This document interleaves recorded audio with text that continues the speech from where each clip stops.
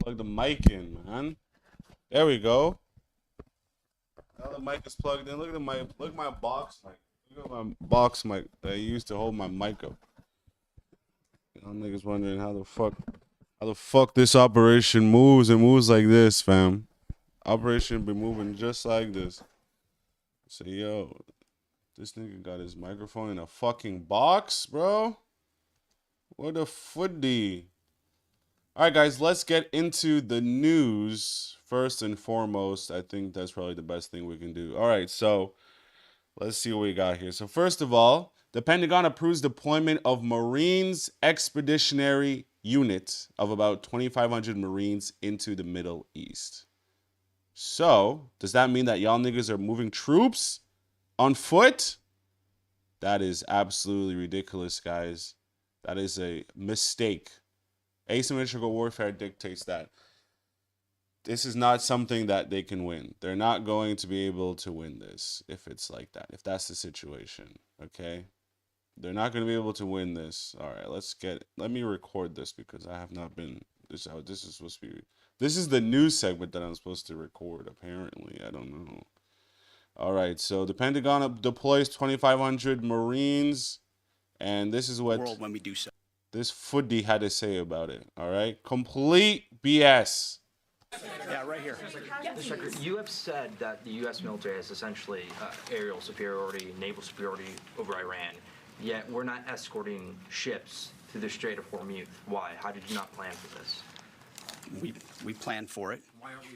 Wait, so they plan to not escort the ships through. So all of these oil tankers that are moving their product across the Strait of Hormuz, trying to get their product exported and delivered to their clients and customers, they say, no. The Americans aren't going to escort them through. They're just going to let people go across the Strait of Hormuz with their product in the hopes that Iran doesn't bomb them. You know that Iran, they've put, what do you call those mines that float underwater, so if you come into contact with them, they explode. So there could be millions of dollars worth of oil completely destroyed and shattered in the Strait of Hormuz, and the Americans say, no, it's all part of it. It's strategically our plan to not escort them. What a bunch of bullshit, bro. We recognize it because ultimately we want to do it sequentially in a way that makes the most sense for what we want to achieve and ensure that we're sending the right signals to the world when we do so. So when Chris Wright speaks or we speak, it's based on a full assessment of what we're up against. Bullshit, dude. This guy is literally bullshitting as we're sitting here. As he's sitting here talking to us, he is just bullshitting the whole thing, dude. This is what we call Operation Bullshit. What we want to say to the world, how that we want them to see and understand the conflict. It's like this whole idea of the war widening. That's what the press wants to make it look like it's widening and chaos is ensuing. No, we're actually closing in on grabbing hold of and controlling what objectives we want to achieve. Nigga, what are you talking about? Yo, this literally is a master class from the Pentagon on how to bullshit the press. The man said nothing at all. What are you closing in on what? The nigga asked you about escorting oil tankers, bro. What kind of response is this? Even how we want to achieve them.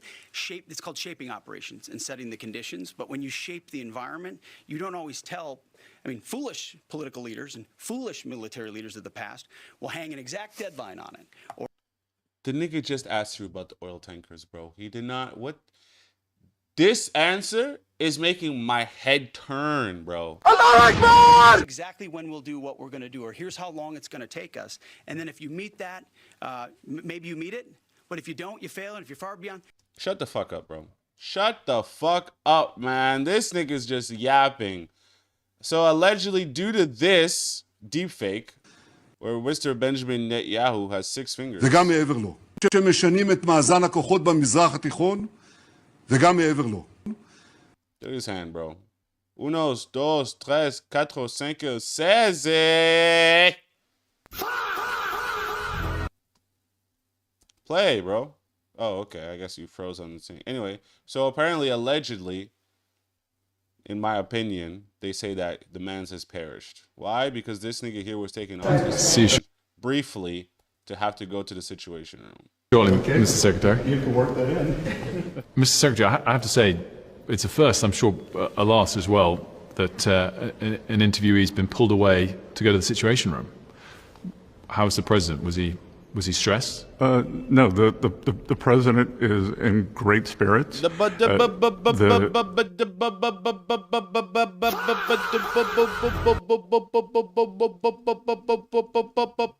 Iranian mission is proceeding well ahead of schedule, and I have to tell you, Wolf, that I've a teenager who's considering what military service. What the bro? The Americans are literally falling apart in real time. Their brains are melting, okay?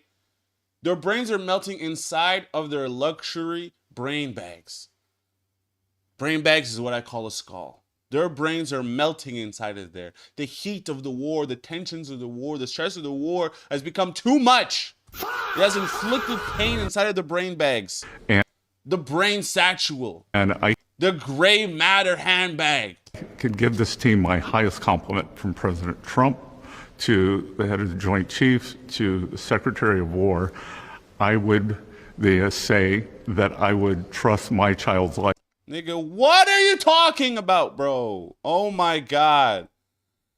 If it's not worse, President Trump appointed Erica Kirk as the United States Air Force leadership, bro. She is going to be letting these niggas at the Air Force Academy know what their next steps are.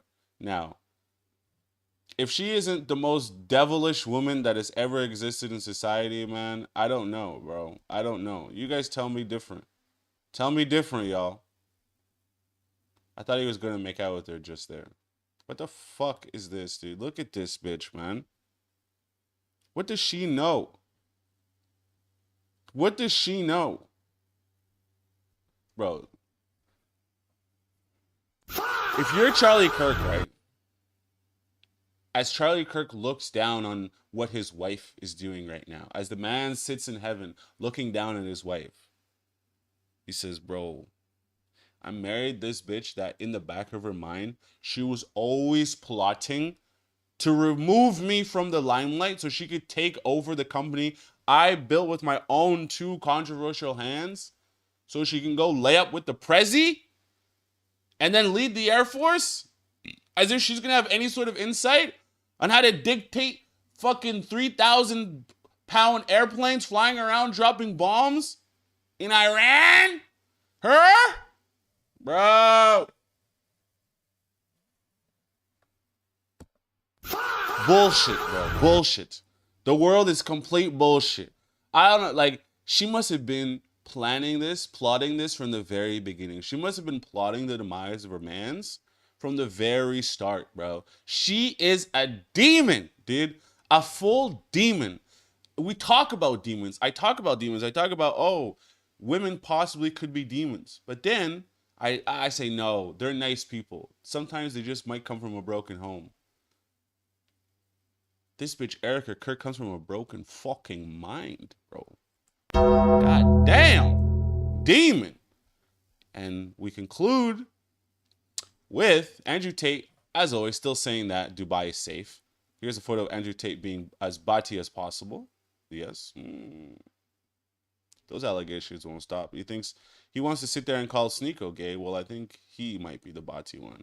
Iran, they want to drop some bombs. Microsoft, Palantir, Google, Oracle, Nvidia, and IBM information centers. Well, that would mean the demise of most of our technology that we have here in North America. Well, you know what? If you guys are part of enforcing and being a part of the Iran war, then sure, go ahead. That's what you guys deserve. We finally beat Medicare with the COVID, with dealing with everything we have to do with Bro, it's like, it must be literally like, I don't know. Like, it must be so normal for Americans to just bullshit their people all the time, and then for y'all niggas just to fall for it. Bro, I'm telling you, dude, it's too normal. Y'all love to be bullshitted too, bro. And as we conclude today with what seems to be, this video is a couple days old, but it's all good. This will still show us the chaos that's going on there, the literal oil that's on fire, bro. سلام خدمت بینندگان عزیز. مردم وقتی که میگه من فقط زیرساخت نظامی میزنم، اینجا محل پخش بنزین شمال شرق و شرق تهرانه. بنزین رو وقتی میزنه میخواد شما مردم. This nigga is literally like, do you know how hot it must be there, bro? Like, it's so hot that his clothes could possibly catch fire just from being so close to the flames and the heat. The smell, too, bro. That's not even, oh my God. اذیت بشید. میخواد کارهای نظامی نیست، بنزین برای مردمه، بنزین برای اینی که ماشین‌های شما، ماشین‌های امدادی و آمبولانس‌های شما راحت در شهر بچرخه. Bro, 1 second. Let me print this. We need this. All right, I got it. اینجایی که الان زده فاصله خیلی نزدیکی با مکان‌های مسکونی داره، یعنی خیلی محل عبور و مرور مردم و محل اسکان و خونه‌های مردمه. این که میگه من فقط نظامی میزنم اینطوری نیست، این دروغی که در رسانه‌ها دارن به شما میگن. اینجایی که الان زده شده باز تکرار. Absolutely ridiculous. I don't know what the man's is saying, but prayers go out to Iran. Hopefully they win this war because America is full of complete bullshit. I'm not even American, bro, so I'm Canadian. I don't know what. It's still going to affect me, though. Still going to affect me, so don't think I'm innocent in all this. I'm not an innocent bystander, bro. I'm not that innocent.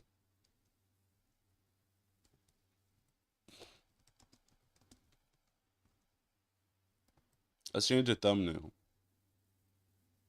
We're still running. Use one stream out. 1 second, guys. Stream settings. Oh, fuck. Come on, guys.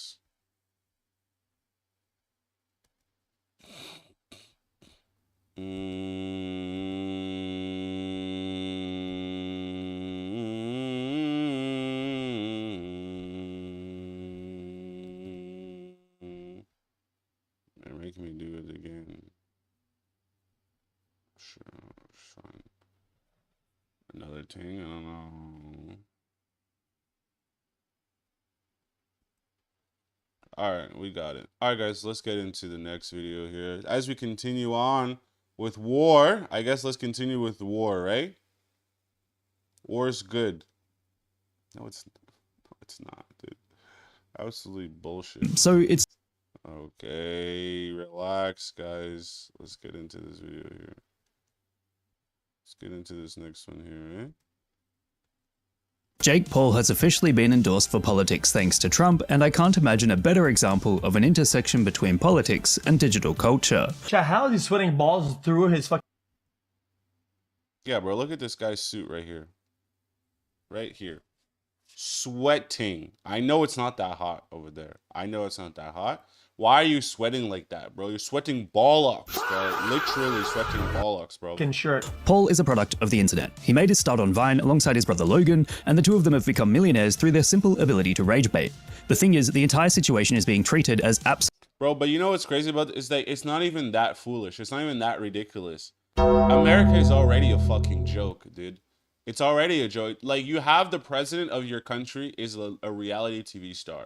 And then now you're endorsing yet another TV star that grew up with the Disney bullshit, Vine bullshit, dancing around, gesture maxing. And then these two are now linking up. It's not even like you could realistically be like, oh, I'm shocked by these events. I'm not shocked. Bullshit begets bullshit. Act stupid, you win stupid prizes. None of this is new. This is all what was supposed to happen. absolutely ridiculous. Clearly, many are expressing their feelings on Paul being in politics through endless memes, as the fastest way this information seems to be spreading is via shitposting. However, one must remember that Trump himself was a TV star before becoming president, and then Ronald Reagan before him, so it's not terribly unusual for celebrities to take office. With Jake Paul's high-profile nature, I could see him becoming a figurehead that people love to hate, or at the very least, a person who could shake.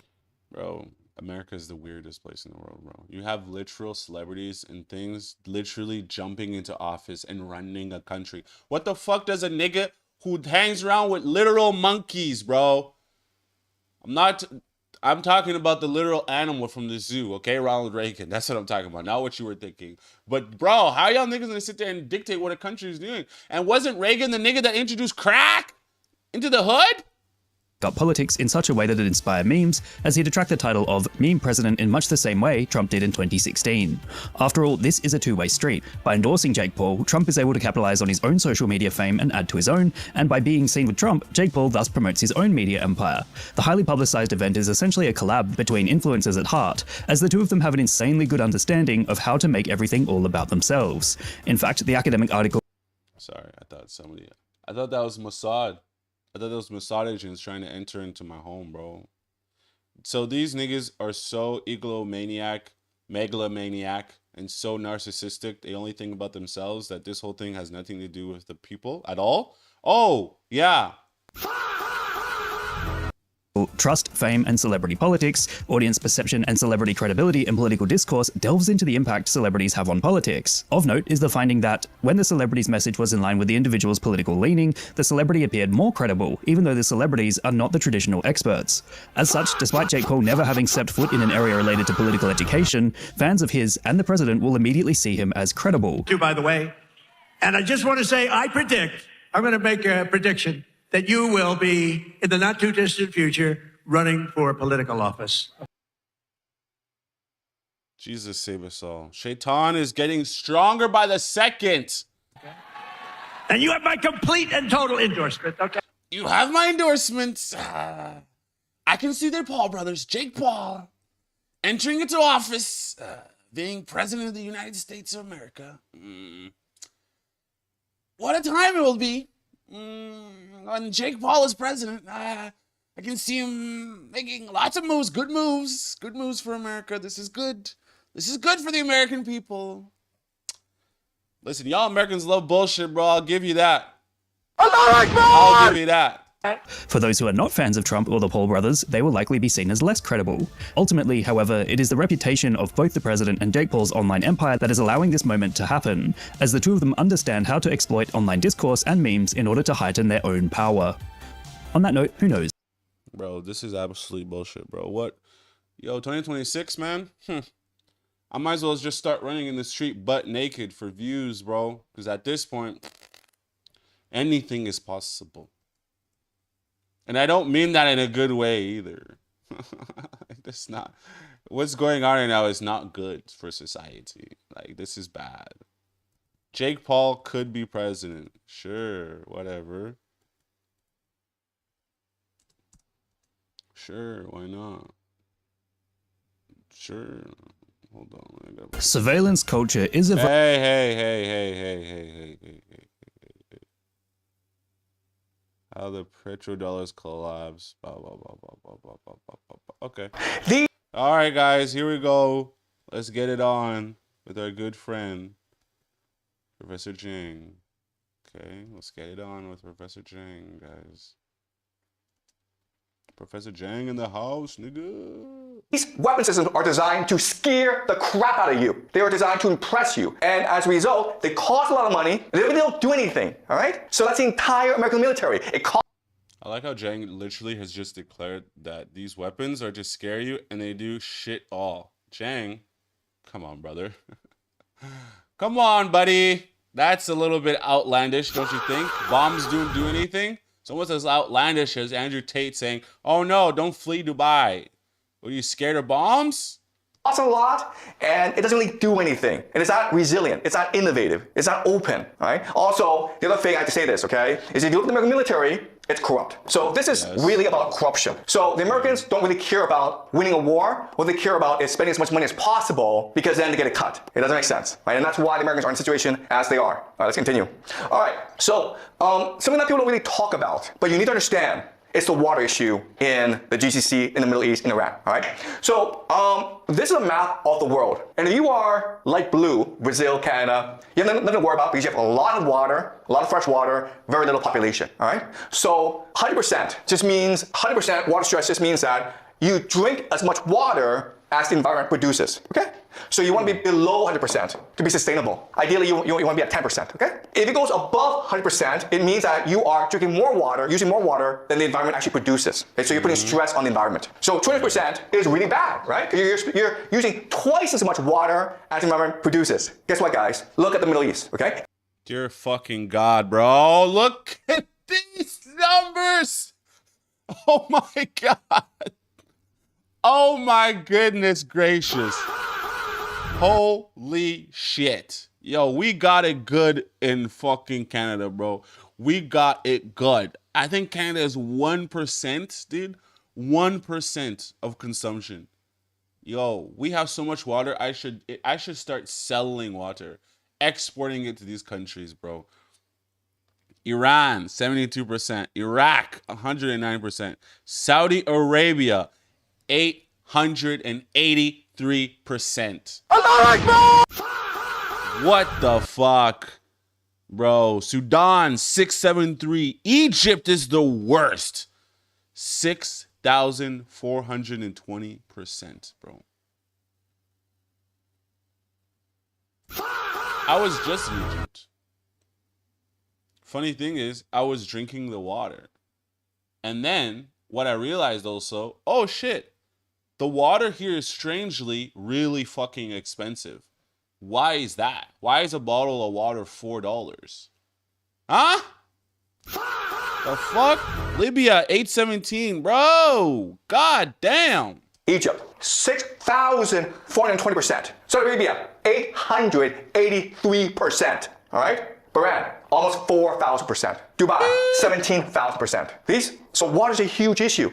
Again, it doesn't matter if Iran kills American soldiers, destroys American military. It doesn't have to do that. All it has to do is destroy the desalination plants. And then the GCC is destroyed, okay? But it's also true that Iran has water issues. Yes. 72% is pretty bad. Even though the Iranians could destroy the GCC much faster than the Americans could destroy Iran, Iran is still in trouble, okay? So let me give you an example of this. This is like, so this is another map that shows you the issue of water scarcity, okay? And it's just basically the Middle East, okay? Their biggest issue in the future is water, okay? And that's where the geopolitical tensions will arise in the future over water. India is also affected as well, okay? Let's look at the map, guys. This is called Lake Urmia in northern Iran. It's the 6th largest saltwater lake in the world, or it used to be, okay? This is what it was in 1984. This is the shallow, this is the deep, okay? You guys see that? It's really big, right? 20 years later, guys, this is what it looks like. There's no more water here. You can walk from here over to there, okay? There's some water over here, but it's shallow now. This is how serious the water issue is in Iran. And that's the weak point that the Americans and the Israelis will attack, all right? They want to make sure that Iran has no access to fresh water, which will cause devastation in their nation. Okay, that's strategy number 1. Strategy number 2 is this. This is a map of the different ethnic minorities in Iran. As you can see, it's a very diverse place. In the center are the Persians, but you also have 10 other groups as well. And in the borderlands, it's basically a different country, right? Like, these are basically different countries. And so these places have more common areas with their neighbors than they do with Iran. Okay, so the second weakness of Iran. First is the water. The second is the ethnic makeup of the country. Right, so does that mean that most of these people, they're not all banding together? Do they not all believe that they need to die for the war for God? Is that essentially what's going on? That the division is going to be the weakness of Iran? So the strategy of the Americans and the Israelis moving forward is to destroy Iran as a coherent nation state, divided into ethnic enclaves, and have them fight over water. That is the grand plan of the Israelis and the Americans, okay? All right, this is the vision, where Persia is limited, and then all these other places are sponsored by the Americans and the Israelis. They're given money, they're given weapons, they're given political support, and then this war will wage over water forever. And this is how you destroy Iran and make sure Iran is no longer a viable threat to you. That is the plan of the Americans, okay? As you can see, it's a pretty evil plan. You know what's crazy about this so-called plan is that they don't really talk about it. They never really had talked about this, that, oh, Iran, we need to destroy Iran by doing this. This is something that you have to kind of look at from taking a step back, because all the propaganda that the US is going to feed you is all bullshit. So by saying that they want to destroy Iran by destroying the water and having this country fight over resources is like some Mad Max shit, bro. It's literally Mad Max, because what are you going to do without water? You can't survive without it. You can survive without food, but you can't survive without water. You'll die. In 3 days, Dunzos. That's why they have not announced it, right? Because if you announce it, you're like, why are you doing this? What did the Persians, what did the Iranians ever do to you to warrant you coming and destroying their civilization? And the answer is, Exactly. You can't say that. That's why the Americans have been literally dancing around their reason for invasion and saying, "Oh no, they have nuclear weapons. That's why we're going there to start." It's like, no, bro, you're going there to literally destroy an entire country, bro. Women and children and all of that. And then you're trying to justify it. And then you have niggas on the internet being like, "Yeah, USA is gonna win the Iran war, bro. Shut up. Shut up." Nothing, right? So the Americans, Israelis, will never admit they're doing this. But if you look at the map of war supply, of ethnic tensions, this is the optimal game theory strategy for them to use against Iran. It doesn't make sense. This is a long-term plan that they have in place. And it's all moving towards this plan. But now the question then is, how can the Iranians respond to this? And the answer is this. This is a map of the Muslim world. So the light green are the Sunni people, okay? That's 90% of the entire Muslim population, about 2 billion people, okay? Then you have in dark green the Shia. So as you can see, the main place of the Shia is Iran. Okay? Iran is one of the few Shia nations in the world. But you can also see from this map that Shia are spread throughout the world. Okay? And so the first thing that the Iranians want to do is create a jihad to unite all the Shia against the American empire. All right? So what they want to do is create an uprising. And it's already happening, guys. The Shia in Pakistan stormed the American embassy in Pakistan, and the Americans killed a lot of people, okay? The Shia have attacked the American embassy in Iraq. The American embassy are being attacked in a lot of places, right? So the first strategy is to create an international global jihad of the Shia against the American empire. And it's already happening. It will continue for a long time, because the Americans have killed the Khamenei, okay? And that requires vengeance. The other thing, though, is that Iran's not going to stand for that, bro. You can't kill its leader and then just think that, oh, yo, we're just going to let that slide, bro. No, dude. These niggas are now training. Some people are happy, but the majority of the country is training and getting ready to fight. Because they know that if they die in battle, bro, they're doing it for God. And when you do it for God, bro, Allah Akbar! All hell will break loose. It can unify the Muslim world. Okay? If you look at this map, most of the Muslim world is actually run by dictatorships that are not popular at all. Okay? And they're allowed to exist because of the American empire. Right? You go to Saudi Arabia, Egypt, Algeria, these places, they're all run by clients of the American empire, right? So if you rally the people who hate their governments and you overthrow them, then that makes Iran the leader of the Islamic world. Not just the Shia world, but the Islamic world. And this creates something called Pax Islamica. That is the end goal, guys. If you do that, then you don't have to worry about the Americans and the Israelis anymore, right? So the Israeli game plan, the American game plan, is to fracture Iran into ethnic enclaves, and they'll fight over water for the rest of their lives, and they'll all die. The Iranian game plan is to create a religious war, a crusade, that unifies the Shia people, that overthrows the American empire, and establishes something called the Pax Islamica. The key... Pax Islamica! Bro, listen, I think the entire idea of going to battle against Iran was stupid, right? It's all war is dumb. But if the Iranians can band together to overthrow the Americans, I think anybody we all want to root for the underdog. So I think, yes. Shout out to Iran, and let's hope Iran makes it, dude. Because right now, these Americans, bro, y'all are getting gully and arrogant and hubris.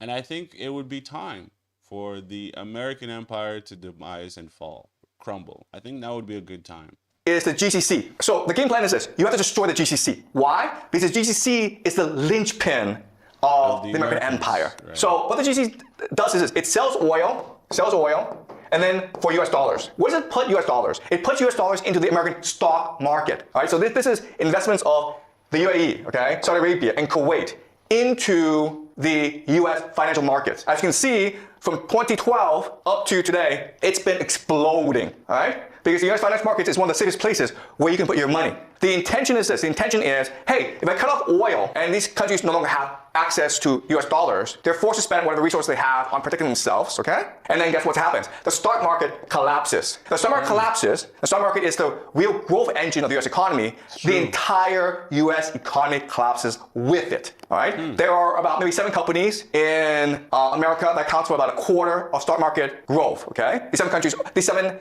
companies, of course, are AI companies. NVIDIA, Microsoft, Google, Apple, Palantir. Apple, okay? These are the companies. IBM.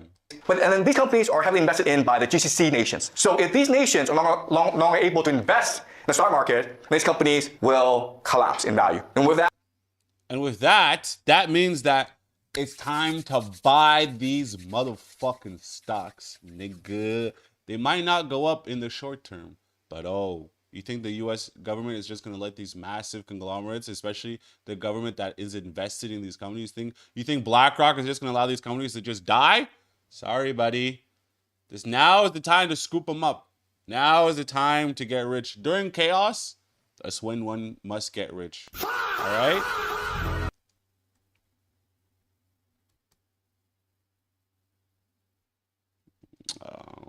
What's this video called? BBB, Professor Chang. Yo, Professor Chang, I appreciate you, dog.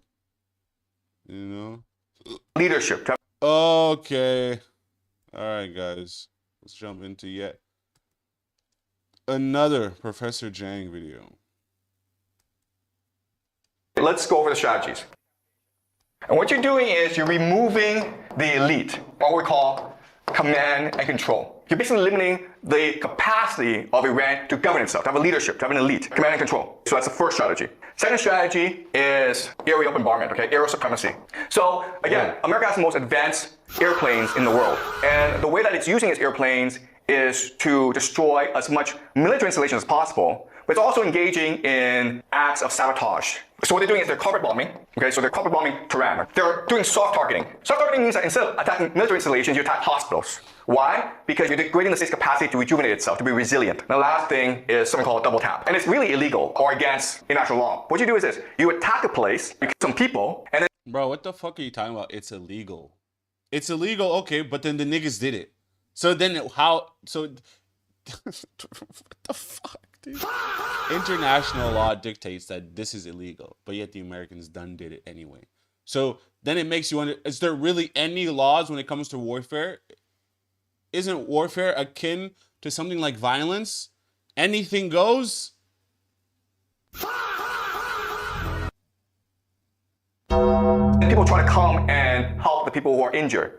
And they could be like doctors, it could be emergency personnel, it could be relatives. And then you strike again to create as many civilian casualties as possible.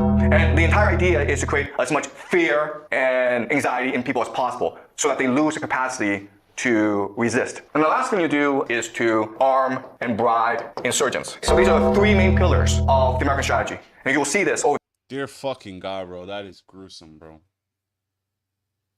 Jesus. Next few weeks. The problem with this is that when you do these three things, you're not actually hurting the Iranians, you're actually helping them. Because remember, the law of asymmetry states that whichever group is able to create energy, openness, and cohesion will win. And guess what, guys? This American strategy is going to create a more energetic, more open, and more cohesive Persian society. We just said that one major... Bro, that is crazy, man. So... because through that chaos and through the visuals that we just were shown there, that really like makes you hurt, bro. That makes you hurt to see women and children and young people get completely eradicated like that. People's health centers get decimated that way. Ugh, it just makes you feel uneasy, dude. So I can only imagine the people in this country that are going through this, how this will make them band together. They will become stronger because of it, dude. Oh my God, bro. I told y'all niggas, man, war is so stupid, dude. The problem for America is elite overproduction. Well, what you're doing is you're solving this problem for the Iranians. Before, the huge problem for the Iranians were you have too many leaders and they all have their own stupid opinion and they all want to lead this war, right? But by so many leaders, you allow for more mobility, for more meritocracy. You're solving the problem of elite overproduction for the Iranians. That's a huge, huge bonus, guys. The leadership will become much more lean, much more mean, much more determined, and much more strategic. That's number one. Number two, air supremacy. Well, when you do this to people, when you carpet bomb Tehran, you're creating a more cohesive society. Why? Because the major conflict in Iran for many decades was the conflict between the urban areas and the rural areas. The rural areas were very religious, very poor, very backward. And the urban areas were educated, secular, and progressive. And so there's this huge conflict that led to a lot of riots, a lot of protests in Iran. But when you carpet bomb the cities, which are the main source of support for progressive Western policies, you make them united with the rural areas. The Iranian people no longer see themselves each other as enemies, they see the Americans, the Israelis as enemies. You create a much more cohesive society, who are willing to fight together. That's interesting because the American tactic is to try to divide the Iranians into the different ethnic groups that exist in Iran, so then they can fight over resources such as water. This is the American plan. The American plan is to separate them so they fight amongst themselves for years. But it seems that through the American tactics right now, it seems that they are now banding together and becoming stronger. Because they do it all for who? Allah Akbar!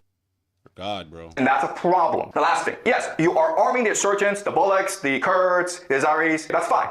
The problem with this is that you are now activating, galvanizing Persian nationalism. For the longest time, the Persian national identity was suppressed by the theocracy. They want to create a grand religion that unites all ethnicities. When you turn the other minorities against the Iranians, then the Persian people have to come together and remember their history, celebrate their identity. And this is the key. Once the Persian people are able to activate their long-lost memories, go back in the past, remember the greatness, they come together as an energetic, open, and cohesive society. So yes, the Americans have this strategy that worked in Libya and Syria and other places, but it's not going to work in Iran. In fact, it's going to do the opposite in Iran. And then you're like, well, why don't the Americans not do this? And I already told you, because it's an empire. It doesn't care about Iran. It cares about itself. Exactly. Through hubris, they don't understand that their tactics are unacceptable and inappropriate, bro. And so it's sort of stuck with this policy because remember, it's trying to win this war as quickly as possible because it doesn't have the manufacturing capacity to fight this war for a long time. It's trying to reduce as many casualties among its soldiers as possible because the Americans don't have the political will to fight this war. America's trying to win this war cheaply and fast. And if it doesn't, then America's in a lot of trouble. Let me now discuss the Iranian strategy. What the Americans are using is a classic strategy called siege warfare. And so what the Iranians are going to do is they're going to respond with a classic strategy called guerrilla warfare. And guerrilla warfare, guys, it's just simple. It's hide and seek. So you come bomb me with everything you have, I'll just hide in my mountains. And then when you leave, it's the exact same warfare tactic that the Vietnamese did during the 1970s, which is what allowed the Vietnamese to win that battle, okay? Americans, they'll never tell you that they lost in Vietnam, but they did. They did. They lost over 58,000. Over 58,000 soldiers gone from America because they fell in the traps. They fell in the traps in Vietnam. Yes, they did. Yes. They fell. In the traps, they did. Yeah, they fell. Sorry. They fell in the traps over there in Vietnam, man. These niggas in Vietnam were hiding and running around in the jungles of Vietnam, man, creating the most, like, almost Looney Tunes-esque traps. And the Americans were falling victim to it, bro. Falling in pits of snakes and getting hit with poison dart frog with, like, darts they were shooting. The most Looney Tunes-esque shit, dude. What I'm going to do, I'm going to attack your GCC countries. I'm going to lob drones, rockets at you. I'm going to lob rockets at Israel. I don't have to strike that hard. I just have to be a pain in the ass. Okay? Because then, what happens is you're forced to come back and bomb the living hell out of me. But guess what? I'll just hide my mountains again. I just hide and seek. Okay? So Iran can do this for years and years and years. But again, remember, America is forced to win this war as fast as possible. Because there's no political will, they don't have manufacturing capacity, and they don't want that many casualties and economic damage. That's all Iran's going to do. Iran's just going to be a pain in the ass, okay? A pain in the ass. It's trying to create as much economic damage as possible. It's trying to create as much fear as possible, which will force America to attack. The grand question is this: will America launch a ground invasion? Because if it does, then they've lost the war. Because look at Iran. Mountains and mountains. Deserts. It is impossible to occupy this country. It's impossible to invade. And what the Iranians want to do is be such a pain in the ass to commit so much guerrilla warfare that America is forced to invade from over here and from over here and from over here and from over here. And then eventually, but the problem is that America does not have the resources, the political will, the manufacturing capacity to fight this war. So now you're like, I understand all this, but why the hell is this war happening then? Like, if I can tell you this, I'm sure that their generals can tell them this as well. I'm sure that they know that this was the case. In fact, for years, America has been planning to invade Iran, and for years, the generals were like, no, that's suicidal, let's not do this. So why is this happening? And unfortunately, we don't know. Because the administration is not telling us. At first, Trump is like, oh, because the nuclear talks didn't go well. But we know for a fact that the Iranians were willing to agree to all terms of the Americans. And then Marco Rubio, who's the Secretary of State, he came out yesterday, and he said, Marco Perkio! Perkio with the perks, bro. This thing is always popping Percocets, bro. Weirdo, dude. He said something really moronic. He said that, why did we attack Iran? Because we heard the Israelis were going to attack first. And then the Iranians were going to respond by attacking both the Israelis and us, the Americans. And therefore we have to preempt the Israelis by attacking first. That's just retarded. They don't know why they're doing this. But there has to be a reason, right? Well, a clue is this. The American soldiers are being asked to fight this war. And again, no one knows why this war is happening. But there's reporting that the generals are telling the soldiers, this is a war for Jesus. This is a war to create the second coming of Jesus. This is General Larson, and he's writing this on Substack. US troops were told Iran war is for Armageddon, the return of Jesus. So this is something that we will look at as we go along. What is this crap? What is Christian Zionism? Why would they think that this war in the Middle East will cause the return of Jesus? We'll discuss this later on. But now it leads us to another problem, which is our entire class is on game theory. Guys, this is kind of weird because what this suggests is that religion is more important. What's the point of game theory if people don't play by game theory? If they're just religious fanatics? And the answer is, it's still game theory. But the problem is that what you think, the game that you think they're playing is not the game they're playing. The reward that you think they want is not the reward that they want. We think in terms of material things. So money. Yeah, I thought that the reason why they are doing all this bloodshed and doing all these things is to stop the coming of Jesus, because once Jesus does come, we all are judged. So a lot of these elites and these cabals and shit, the reason why they want to avoid Jesus coming back down is, and then they can live forever, bro. Because once they're judged, they know that they'll have to pay an atonement for their sins, man, and they don't want to do that because you're not going to be essentially running a country or making millions or billions of dollars without bloodshed, bro. It's just not possible. It doesn't allow for that. You know what I mean? So, damn it. Resources, power. We think that the war is being fought over these things, and it's not. The grand secret, the grand reveal of the semester, of this course is this. The real power, the real currency in the world is not money, it is human consciousness, or basically attention. This is it, guys. When you understand this idea, you understand everything. But this is a hard idea to understand, so I'll need some time to actually explain this. This war is being fought to control the consciousness of the human race. Because it is our consciousness that creates reality itself. That's the source of all wealth and all power in this world. That's why this is happening. In other words, this is a war not just for Iran. This is a war not just for the Middle East. It is a war for the soul of humanity. This is what's happening, guys. This is what World War III is. World War III is meant to be the last and final war of all human history. Because whoever wins this war will control the very soul of human existence. Bro, what the fuck?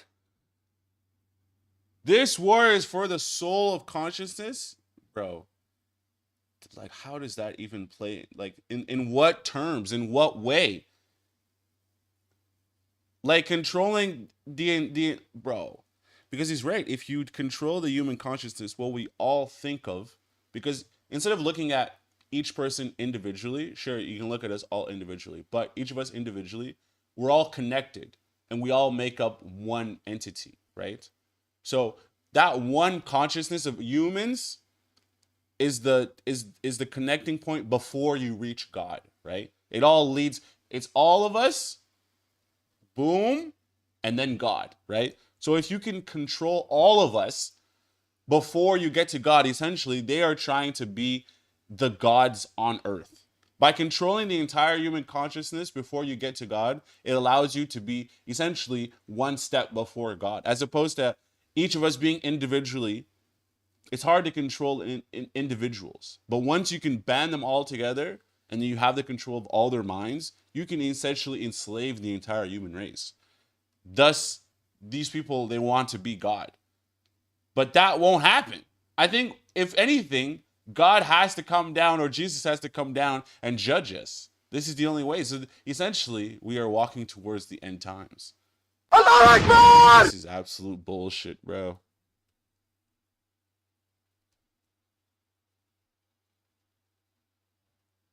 This is bullshit. This is complete and utter bullshit. Yeah, bro, this isn't cool.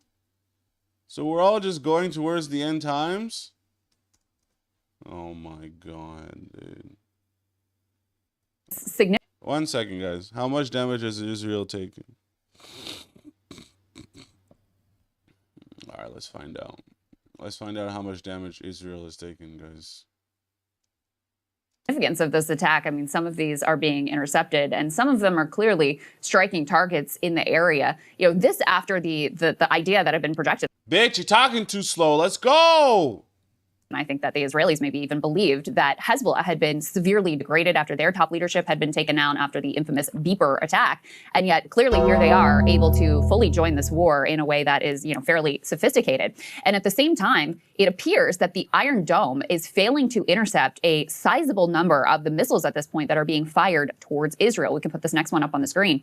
This is pretty extraordinary. This reporter says that the Iron Dome could not stop about half of the 100 rockets that Hezbollah launched at Israel just a few hours ago. We can also put E3 up on the screen. Haaretz has some reporting about the quote-unquote hole in Israel's early warning system, and its missile defense batteries are at risk as well. And so basically what this article lays out in detail is that when you have these missile defense systems, they also have to be protected.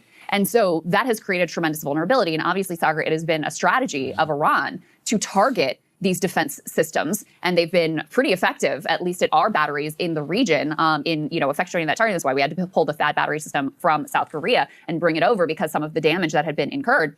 And so their strategy was to take out those capabilities or degrade those capabilities early. This nigga's drinking a fucking Diet Coke while there's a fucking war going on. America is a fucking joke, bro. Literally a joke. Nigga, you couldn't have put the Diet Coke in your fucking mug to drink it? You had to drink, bro. The bullshit that is North America, bro. Sorry to that.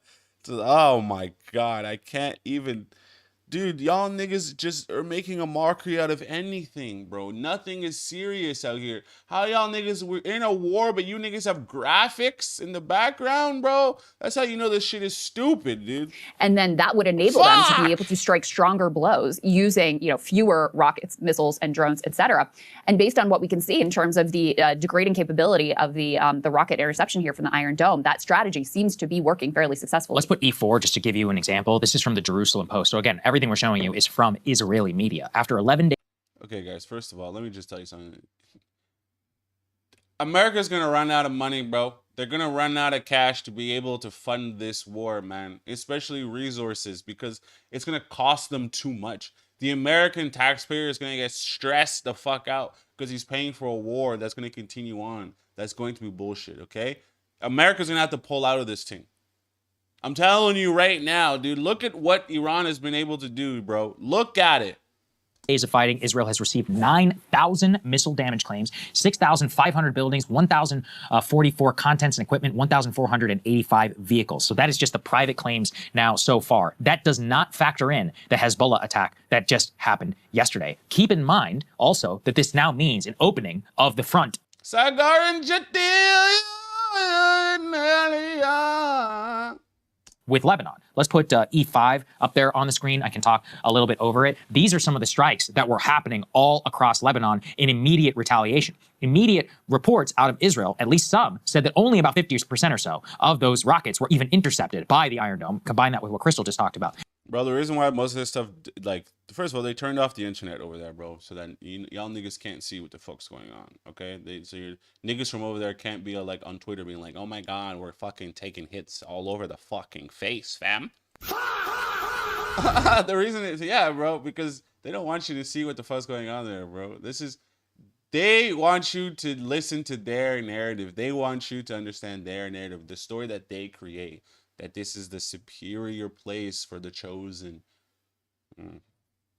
In terms of the holes in the targeting system. So they are now being struck in a coordinated attack by Hezbollah and by Iran. Also, the fact is that clearly Hezbollah has much more strength than they let on. Remember the pager attack and the war and often bombing that they had launched. Now, what this shows is not only their strength, but the retaliation that Israel is now going for. And already they're basically doing the Israeli playbook, floating ethnic cleansing. It's right there on the, it's on the books. Yeah, let's put E6 up on the screen. This is Amit Segal, who is a regime propagandist in Israel, closely tied to the government. And what he is saying is, quote, what needs to be done in Lebanon is very simple. Advance to Litani River and announce, we will not leave until Hezbollah is disarmed. But this time, unlike the old security zone, not a single resident returns, AKA ethnic cleansing. and at the same time, a severe and devastating strike on Dahia. So this is the, what is being floated, and very much, part of the greater Israel project. This would be, accomplishing some of their additional goals. I think Sagar made the point earlier, part of why we're getting that video out of Israel's being allowed out of the rocket attacks from Hezbollah is to try to justify exactly this type of military incursion and takeover. And ultimately, what's being floated here is an ethnic cleansing, removing all of the existing residents and not allowing them to return, and de facto taking over more territory in the region. That is what they're trying to use this war as cover to do. So, they're taking damage, but they're also using the opportunity in an attempt to further some of their greater regional goals. Yeah, exactly. And bro, as they should, bro. Okay, as they should. This is exactly what they should be doing. Actually, literally, as we were taping, I can read the latest from Amit Segal and the IDF. The IDF spokesperson has now directed all residents of southern Lebanon to move beyond a border checkpoint, which is a river inside southern Lebanon. So, I mean, I don't know what the population is, probably a lot, right? And basically a evacuation order, aka a Gaza level 1. And as he floated there, we're going to tell him to leave and that you're never going to come back until we dismantle all of Hezbollah.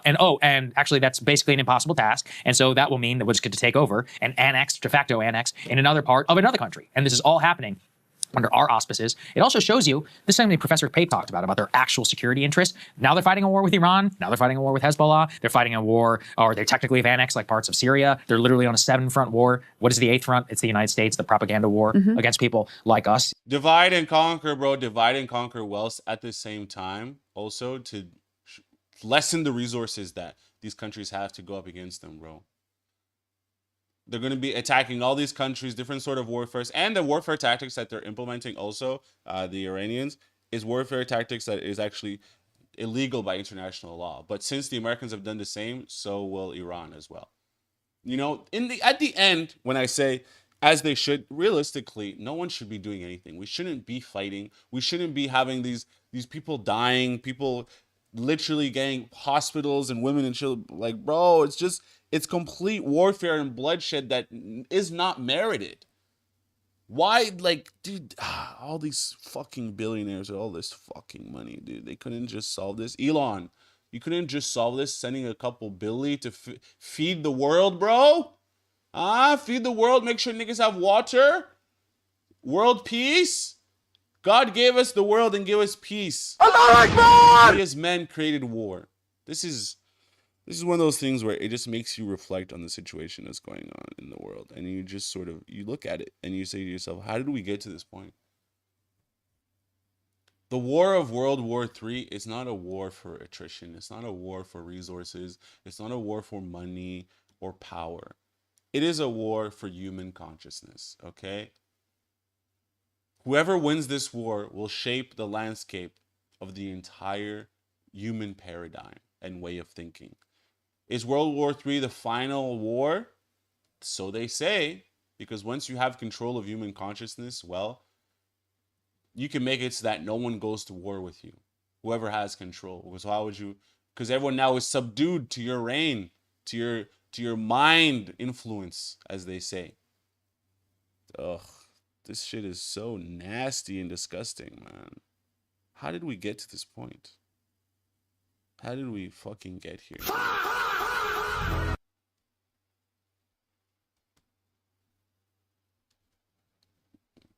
You guys, I don't like, ugh. 1 second. 1 second. 1 second. I'm just...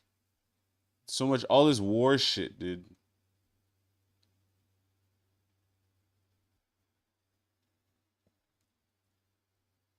All right, let's... palate cleanser, bro. Palate cleanser. Let's cleanse the palate, man. Holy fuck, man. Holy shit, dude. Machine. All right, let's cleanse the palate. Let's get let's get into some music shit, cause bro, this is... Holy fuck, man. This is too much. A prolific monster. He might genuinely be the hardest working musician that ever lived. When it came to pure execution, he was in a league of his own. When you're talented like Prince, but then you also outwork everybody, you're just at that elite level that nobody's at. We're talking about a man who outworked the entire industry without breaking a sweat. And look, even if you never reach a fraction of what he built in your lifetime, these 6 lessons you can extract from his grind will give you an unfair Hesitation kills energy. Speed edge over everyone else. To put this in perspective, Prince created at such a psychotic level that if you sat down right now to listen to just his unreleased music, you'd be sitting there for 10 years straight. That's not a myth, that's reality. But you don't build a 10-year backlog by moving at a normal pace. You build it by declaring war on anything that slows you down. And that war starts with the first law. Law 1. Speed is power. Back then, there were no laptops to record music on. If you wanted to lay down a track, you had to book a physical studio for hundreds of dollars a day. And that booking came with a sound engineer. But if you were the one assigned to Prince, you better pray you could keep up. In the words of his engineer, Susan Rogers, if you did anything that slowed Prince down, you were out of there. He preferred working with women in the studio. Why? Zero friction. And zero friction equals speed. Susan recalled how he'd come in. She'd hand him the bass. He'd play it, put it down, jump on the keys, then grab the guitar. He'd play all the parts, sing the lead, sing the backing vocals while she mixed it live. Alan Leeds, the man who ran Prince's Paisley Park record label, described it perfectly. It was like a funnel, as if someone was pouring songs into him. They just kept coming out the other end. In the time it takes most people to set up a microphone, Prince had a fully arranged track. Friction leads to delay, and delay leads to lost momentum. Yes, this is true. Friction leads to delay, and then delay leads to lost momentum. Like the snowball effect, snowball theory. Which is why they talk about consistency. They talk about consistency not because it's important. Yeah, well, yeah, it is important to show up every single day, but like a snowball effect, once you get the ball rolling and the ball keeps on rolling, the last thing you want the ball to do is just stop. You ever seen a snowball just stop in the middle of the fucking hill as it's rolling down? No, you don't. Because once it gets going, off to the races. That's it. You ain't stopping that. Excuse me. Trying to kill me. Every second of friction steals heat from the idea. No friction leads to speed, which leads to results. Speed compounds. Hesitation kills energy. Prince protected momentum like it was oxygen. He'd walk in with lyrics scribbled on hotel stationery from the park, walk out with a fully written, fully recorded, fully mixed record in one day. On the Go with Elmo Labano podcast, producer and musician Jimmy Jam remembered what that pace actually looked like. Prince would come rehearse our band for 6 hours, and then he'd go to the studio all night, work on a song. And then he'd walk into our rehearsal the next day with a cassette, and he'd pop the cassette in and he'd say, I did this last night. Press play and it would be a masterpiece of a song, right? Yeah. Prince wasn't working hard, he was working fast. Most artists wait for inspiration, but Prince treated inspiration like a deadline. He didn't sit with ideas. He executed them before doubt could find them. That's the difference. Speed doesn't just create more work, it protects confidence. That changed the game. But here's the trap. You can move incredibly fast and still end up with a hard drive full of half-finished projects. Moving fast means nothing if you don't know how to close. Which brings us to Law 2. Finish while it's hot. Finish while it's hot. This is true. This is the problem with a lot of artists is that they will work on something every single day. They'll make something.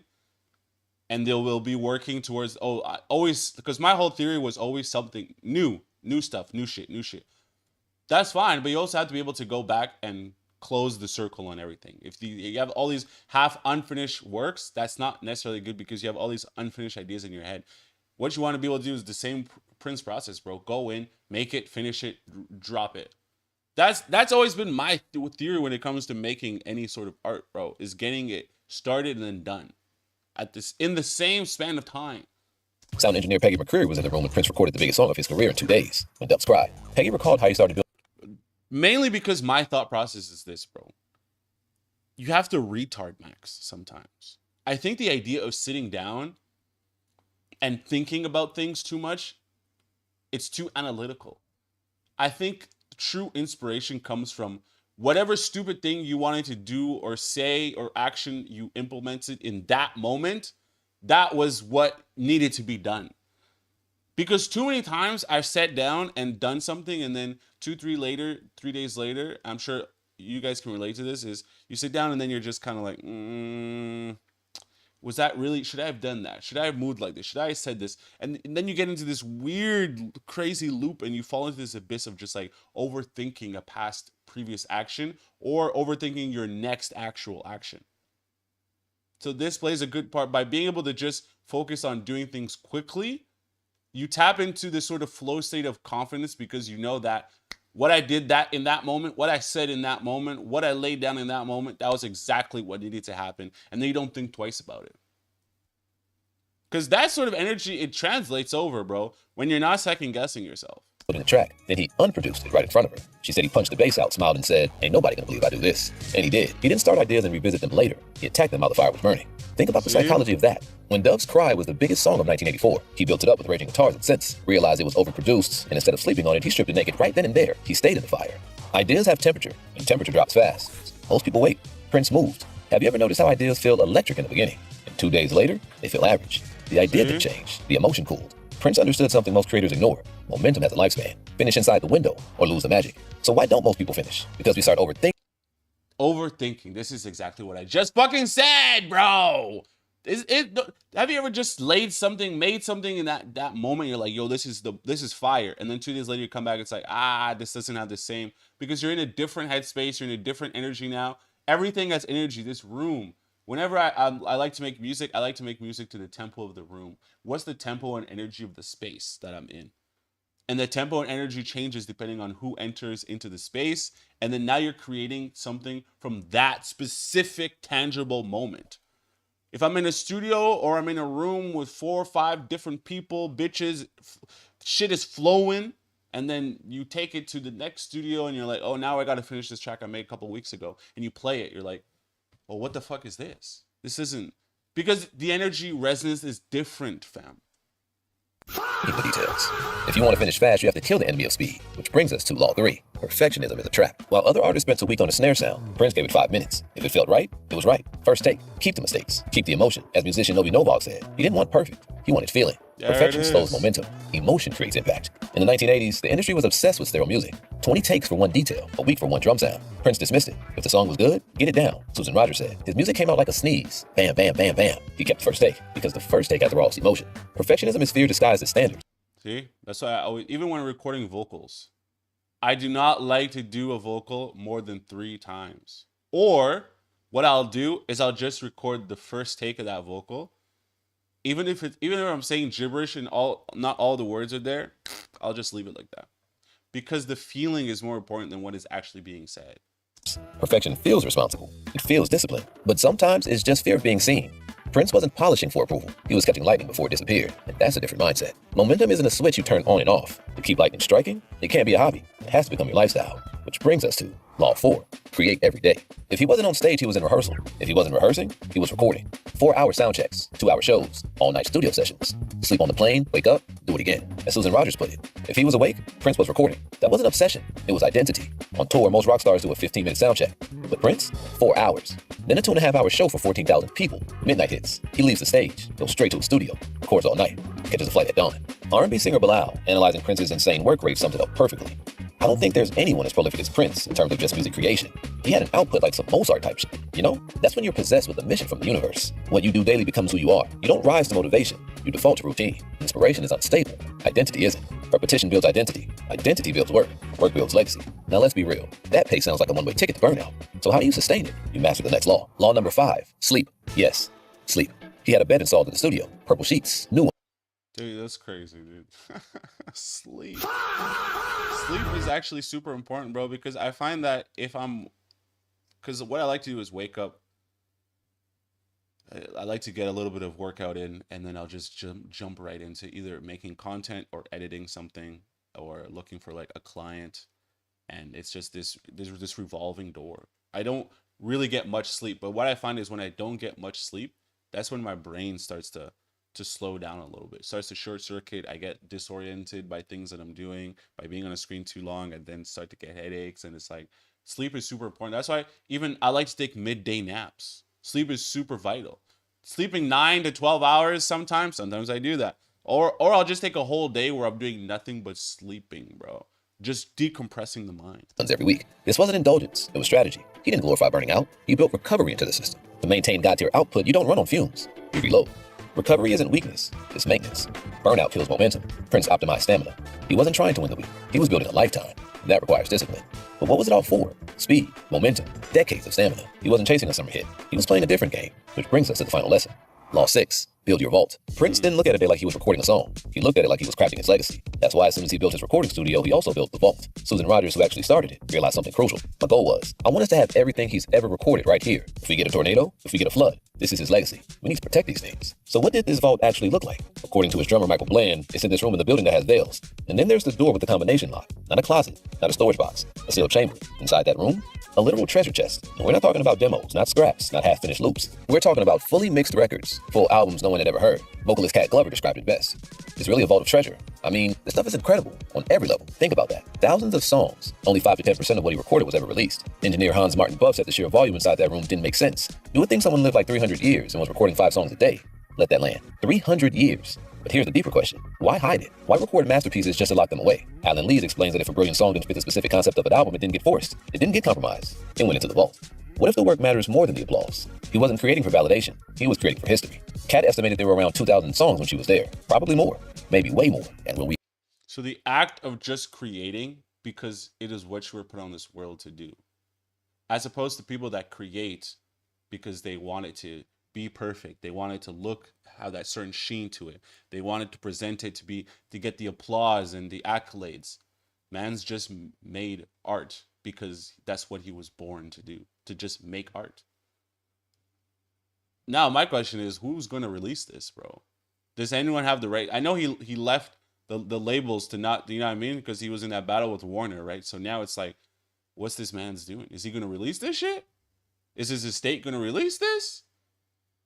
This millions of dollars is there guys is sitting on over there, yeah? You ever hear them all? His bassist, Sonny Thompson, laughs when asked that. No, because if you could, you'd probably be sitting there for 10 years. 10 years. You don't build that kind of leverage chasing lights. You build it stacking work no one sees. Quietly, relentlessly. That's vault mentality. And vault mentality changes how you see time. You stop thinking in posts. You start thinking in decades. Even if you never match Prince's numbers. Move fast. Finish hot. Protect momentum.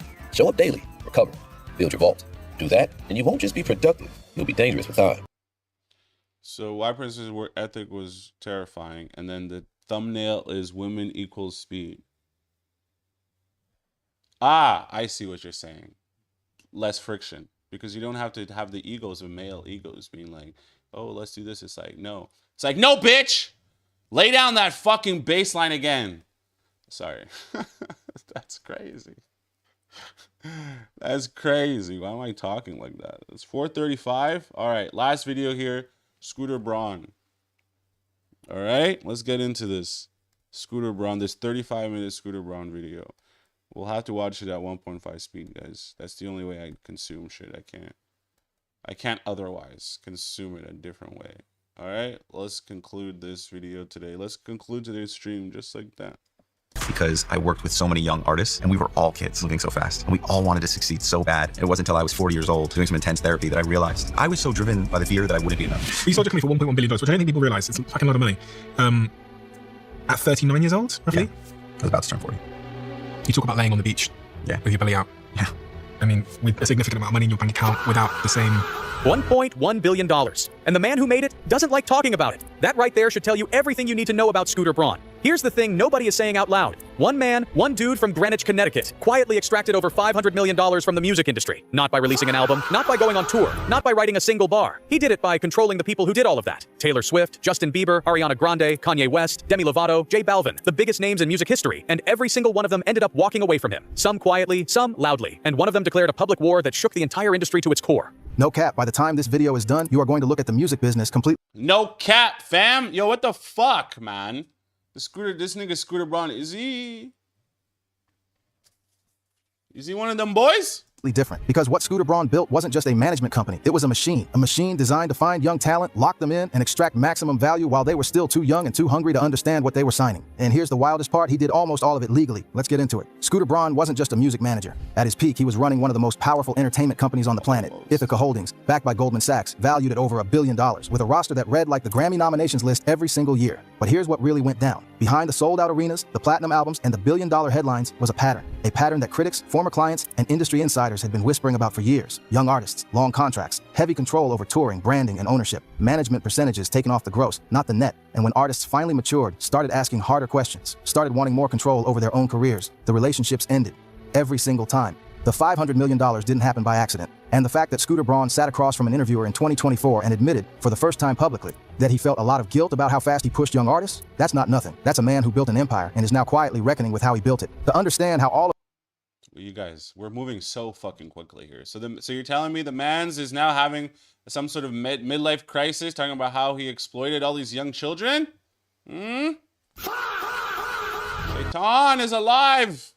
This really went down, we gotta go back to the beginning, back to Atlanta, back to a college dropout with no roster, no label, and nothing but a phone and the audacity to use it. Let's rewind to the early 2000s, Atlanta, Georgia, the center of the hip-hop universe at that exact moment in time. Lil Jon is running the crunk era, Ludacris is on every radio station. Jermaine Dupri's So Def is one of the most influential labels in the game. And right in the middle of all of this is a kid named Scott Samuel Braun, a Jewish kid from Greenwich, Connecticut. What the fuck did I say, bro? Was he one of them boys? Yeah, he was. Who had absolutely no business being in these rooms, and yet somehow kept ending up in all of them. Scooter, The nickname came early and stuck for a reason because that's exactly how he moved, always sliding into spaces before people even realized he was there. Was born in 1981. His father was a refugee from Hungary. His grandparents were Holocaust survivors. He grew up in a household where the weight of that history was felt every single day. His father told him and his brother every night before bed, "You're different, you're special. I hold you to a higher standard every night, no exceptions."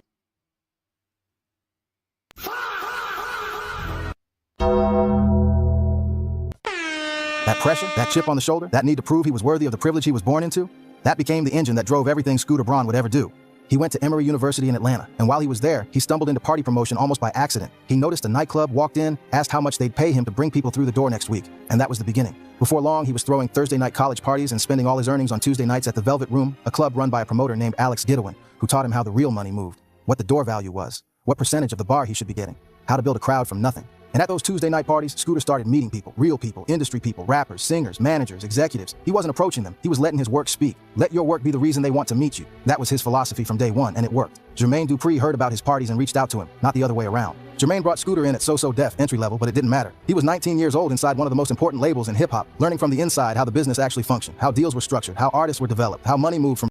That's so crazy. It's so crazy to see that this is, well, not...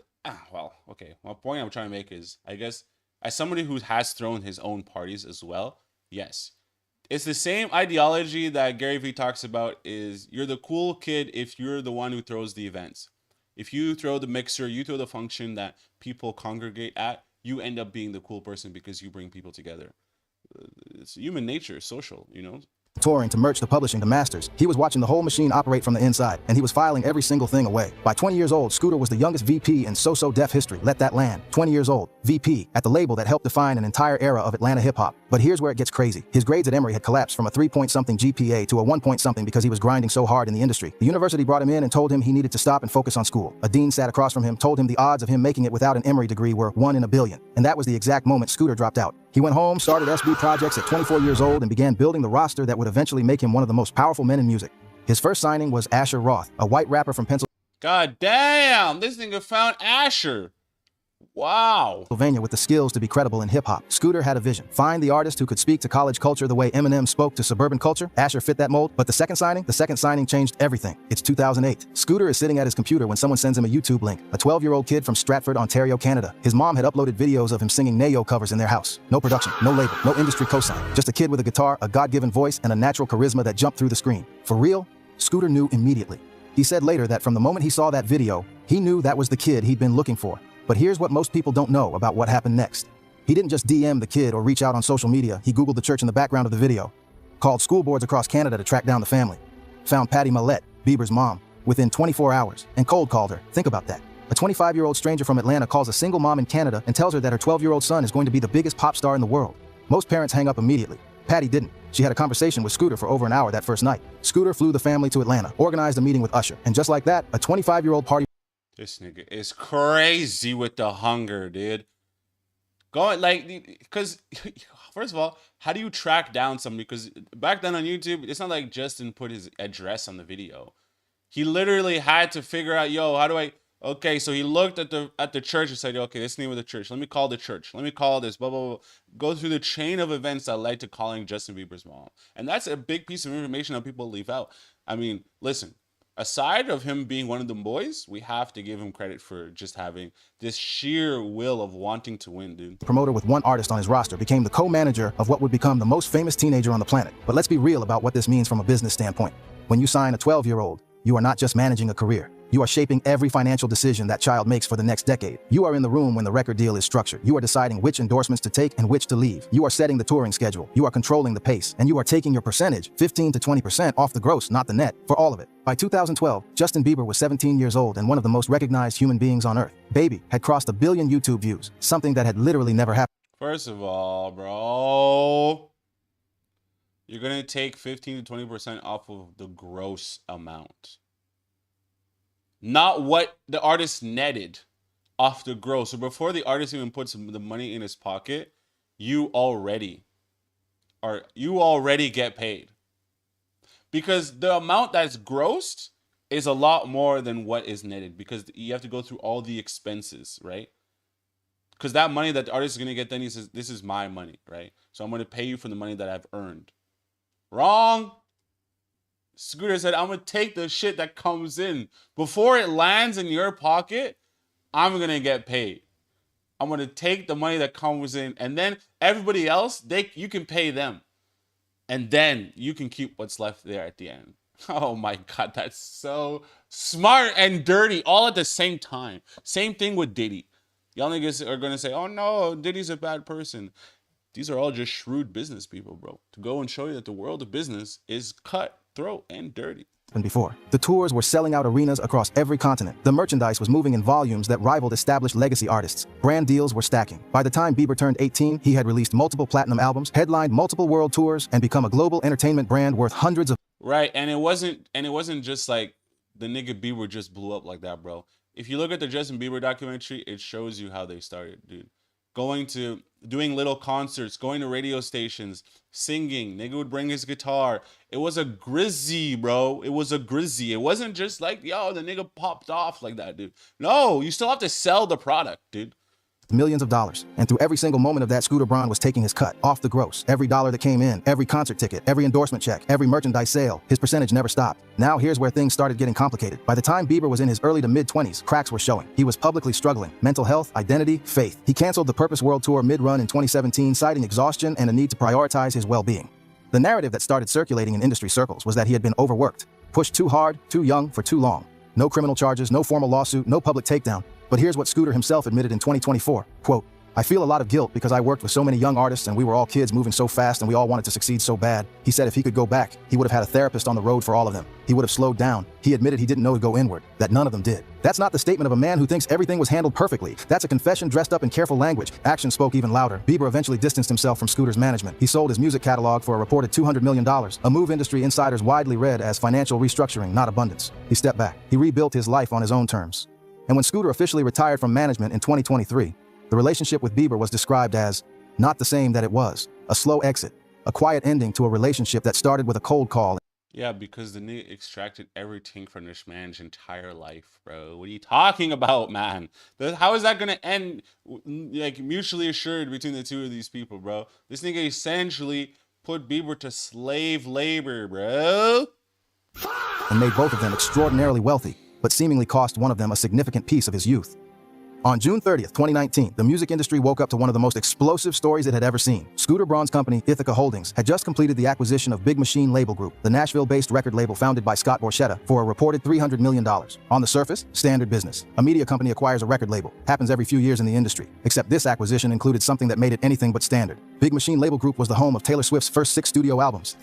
And he took every single fucking album, bro.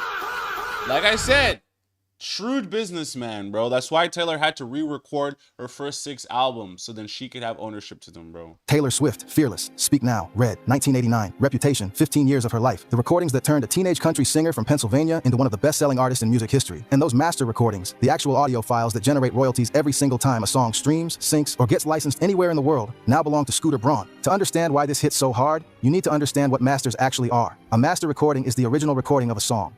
Whoever owns the master gets paid every time that recording is used. Yes. The master recording is now owned by Scooter Braun, okay? Because when you sign most of these deals with these labels, they want to own the master recording. You can't own your masters. It doesn't make sense for you to own your masters. Why would you do that? They're the ones who are doing all the marketing, the pushing of your record. They're the one doing all the, I guess, the branding deals and getting you essentially what you want, right? Fame and recognition for your art. A lot of people will take those deals without realizing that you need to own your publishing and you need to own your master recordings, because the person who owns that, they can say and do whatever the fuck they want to do with your shit, dude.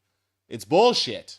Every stream on Spotify, every placement in a movie or TV show, every time it's licensed for a commercial, every time it gets sampled. Masters are the most durable financial asset in music. They generate revenue indefinitely. Long after an artist stops performing, long after they stop releasing new material, the masters keep paying whoever owns them. Taylor Swift's masters, 15 years of some of the most commercially successful pop recordings in history, were a financial asset worth hundreds of millions of dollars. And now they belong to a man she had publicly had friction with. Taylor Swift did not stay quiet. Within hours of the announcement, she posted a statement on Tumblr that went globally viral. She called the acquisition her worst-case scenario. She said she had not been given a fair chance to purchase her own masters. She alleged she had spent years trying to negotiate ownership of her recordings and had been structurally prevented from doing so. She said Borchetta had presented the deal in a way that she only found out about through the news, with no prior warning and no opportunity to make a competing offer. And then she used a word that cut through every legal disclaimer and corporate statement like a knife. She called Scooter Braun a bully. Now here's what the internet argued about for the next 3 years.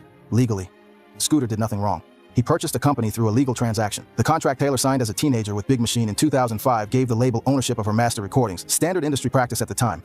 Yeah, of course. Like it's the same, but this is what you learn as you spend more time in the music industry is that most artists sign terrible deals, bro. They don't read the contracts. They don't have lawyers. They don't have the. They just blah, blah, blah, they sign on it, and then as they get older and they have more experience and they talk to more people, they realize like, yo, my deal is the worst thing for me. I don't get anything out of this. The splits are 80-20, 20% to the artist.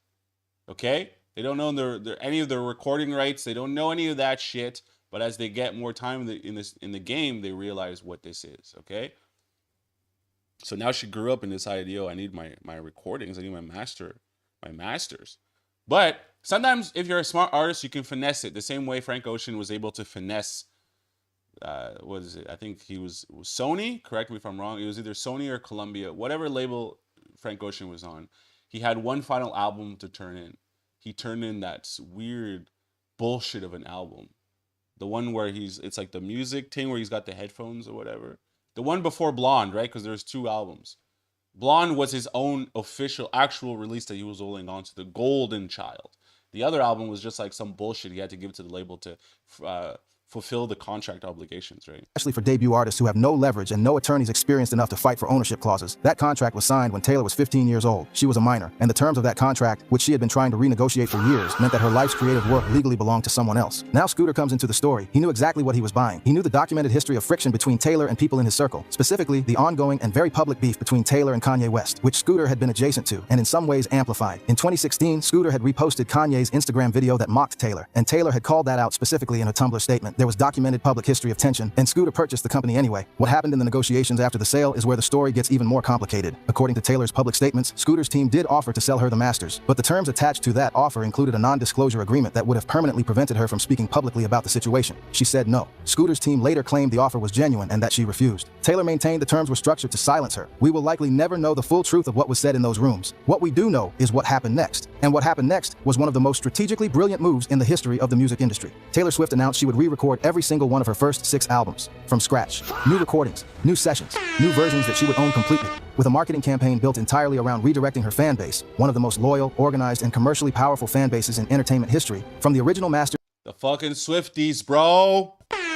She didn't own to the new recordings she did. Taylor's version became a cultural phenomenon. Fearless, Taylor's version. Red, Taylor's version. Speak Now, Taylor's version. 1989, Taylor's version. Each release was a media event. Each release directed hundreds of millions of streams away from the original catalog. Streaming platforms began switching to the new versions. Radio stations followed. Film and TV sync deals began moving to Taylor's version recordings because the commercial case was undeniable. Taylor's fan base would actively seek out and promote the versions she owned, while the originals would gradually fade in cultural relevance. For Scooter, this was a problem, because the financial value of masters is entirely dependent on them being the commercially relevant version of the recordings. If the market moves to Taylor's version, the original Scooter owned became progressively less valuable. The re-recording campaign was essentially a hostile takeover of her own catalog, using cultural leverage to undermine the financial... Bro, that was a masterclass, bro, in completely shitting on the music industry, bro. She and the Swifties, that is a masterclass. Major W, bro. The value of an asset she no longer legally owned but could still influence through her relationship with her audience. Scooter sold the original masters to a private equity firm called Shamrock Holdings for a reported $300 million. He had purchased the entire Big Machine label group for $300 million. He sold what may have been the single most valuable asset in that acquisition, Taylor Swift's catalog, for approximately what he paid for the whole company. Do the math. If Shamrock paid $300 million for the masters and Scooter had paid $300 million for the whole label, he effectively acquired every other asset Big Machine owned, other artist catalogs, publishing rights, label infrastructure, for free. Or more precisely, the Taylor Swift catalog may have appreciated in value between acquisition and sale, meaning Scooter potentially profited even on the masters before selling them. Was permanent. The Taylor Swift situation was permanent. The Taylor Swift situation became the defining public narrative of Scooter Braun's career and the lens through which every other relationship he had was now being scrutinized. Here's where people started connecting the dots, and once you see the pattern, you cannot unsee it. Taylor Swift was not the only major artist who eventually left Scooter Braun's orbit. Let's go through them one by one. Ariana Grande. Long-term management relationship. Dangerous Woman. Sweetener. Thank You. Next. Positions. A run of albums that made her one of the 5 most famous people on the planet. Billion stream records. sold-out world tours, the Grande brand generating hundreds of millions across music, fragrance, fashion, and brand deals. And Scooter was managing all of it, taking his percentage across every revenue stream. Think about what that era actually looked like in real numbers. The Sweetener World Tour alone grossed over $146 million.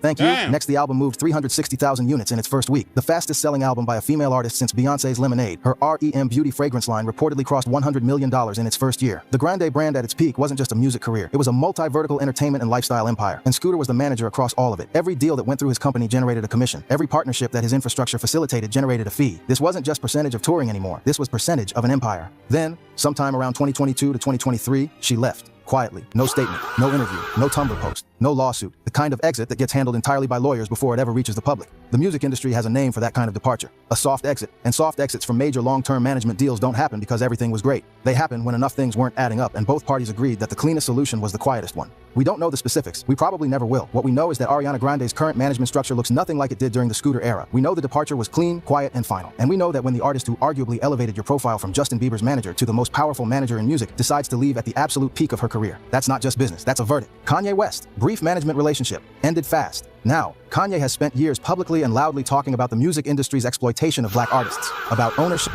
Yeah, the thing is also with Kanye, he was always talking about how when he started wearing the MAGA hat, how Scooter Braun didn't want him wearing the MAGA hat, dude. He had talked about how, oh, this political stance that you're taking, it's bad, it's a bad look, it's not a good look on you as an artist. Why are you getting involved in politics? But what the fuck does Scooter Braun have to say about your political stance? That means it goes to show you it has nothing to do with Kanye West. It has everything to do with Scooter Braun and the way he wants to be perceived, because he wants to continue to make sure that you're a high earning entity and he is able to put as much money as possible in your pocket. If you're not able to have brand deals because you're making poor political decisions, that affects the gross that this person can put in Braun's pocket, bro. I'm telling you, you niggas love money too much, man. God damn. About contracts, about executives who treat artists like assets on a balance sheet. He literally changed his legal name to Ye and wore a White Lives Matter shirt on a runway partially to destabilize the corporate relationships around him. This is not a man who quietly accepts situations he disagrees with, and yet his time with Scooter ended with no diss track specifically about Scooter, no lawsuit, no public confrontation targeting him directly, just done. When Kanye West, who has publicly gone after Jay-Z, Drake, Pete Davidson, Gap, Adidas, his own label, and the entire fashion industry, quietly exits a management situation without making it a whole media cycle, that tells you something. That tells you the calculation was that the fastest exit was the most beneficial exit, and moving on was more valuable than making noise. Demi Lovato, J Balvin, Carly Rae Jepsen, Dan and Shay, Martin Garrix, Tori Kelly, artist after artist who came up under the SB Projects umbrella, generated massive revenue during their peak years under Scooter's management and eventually moved on. Some quietly, some with more friction. The roster that once read like a who's who of the global music industry gradually thinned out as Scooter's day-to-day management presence waned heading into his 2023 retirement announcement. And here's what's important to understand about how that roster was assembled in the first place. Scooter wasn't just signing any artist, he was signing a specific type of artist, young, unsigned, or newly signed, enormous raw talent with a specific kind of marketability, and crucially, without the experience or legal infrastructure to negotiate the kind of protective contract terms that a veteran artist would demand. Oh my god, dude, this nigga was preying on children, dude. No, okay, well, that's a bit crazy.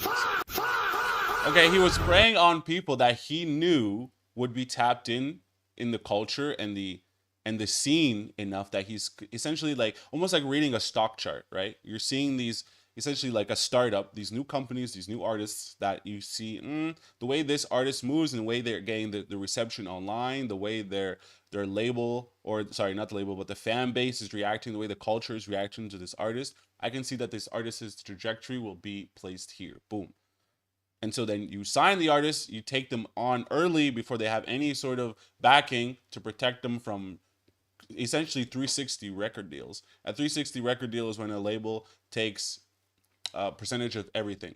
Touring, branding, movies, sync, publishing, all your shit. Normally they wouldn't do that. Normally the label only takes money on your recordings, right? Usually that's how a label works. They will take a percentage off of your recordings, and that's how they will recoup. But based on the new sorry, there's so much information. Based on the new methodology and the way the new industry is positioned, now they want to be able to take a piece off of everything because records don't sell like they used to. So much fucking information in my head here, bro.